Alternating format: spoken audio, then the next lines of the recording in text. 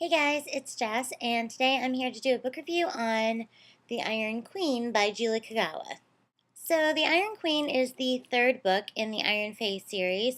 So, of course, if you haven't read the first two books, you won't want to watch this video. There'll probably be some spoilers, and I don't want to ruin it for you. The Iron Queen basically picks up almost immediately after the Iron Daughter. Megan and Ash have been banned from the fairy world by their parents because of their relationship, which is, of course, forbidden.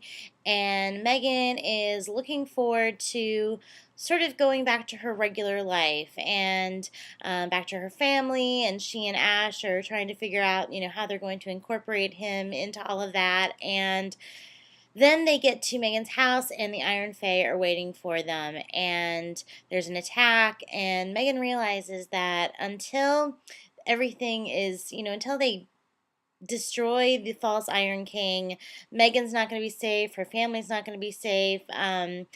She finally has to end this once and for all. And so she and Ash are able to get to a secluded area where Ash actually trains her in battle, which is something that she's never really been able to do before. And she prepares herself to defeat the false Iron King. And that's basically what the third book entails, is Megan preparing and ultimately confronting and facing the false Iron King. Okay, so as you guys might have seen from my last video on the Iron Daughter, I was starting to lose the love a little bit for this series. I have not been a fan of the romance in the series and of the love interest.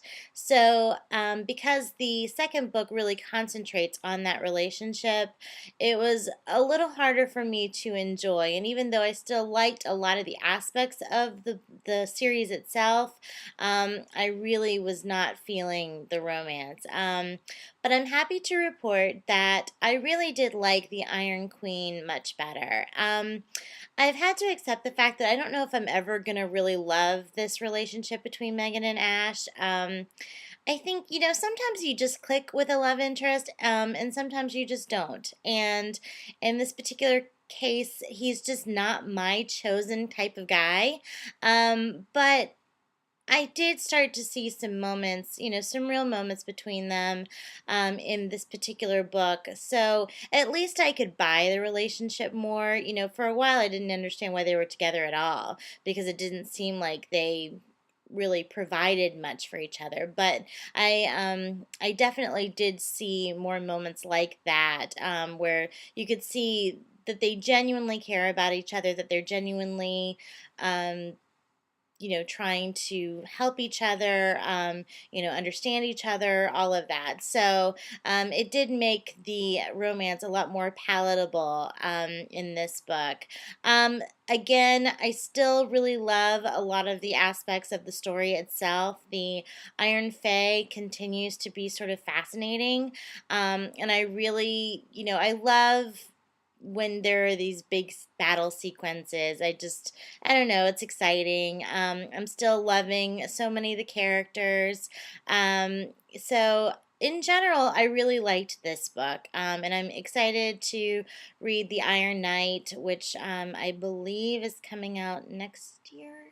So yeah, I mean, this is a really good series. It's very action packed, which I really like. I love that because it keeps the pace going. You don't feel like you're sort of waiting for things to happen. The dialogue, especially with some of the funnier characters, is really witty and fun to read. So I really like that. And I like that Megan as a character is really coming into her own. She's not so dependent on other people. She's starting to be more proactive. And she's really starting to just become more of a heroine, which is I mean, that's why we read. So in general, really liked this book. Still, very interested to see how the series is going to play out. So I give the Iron Queen 4 stars.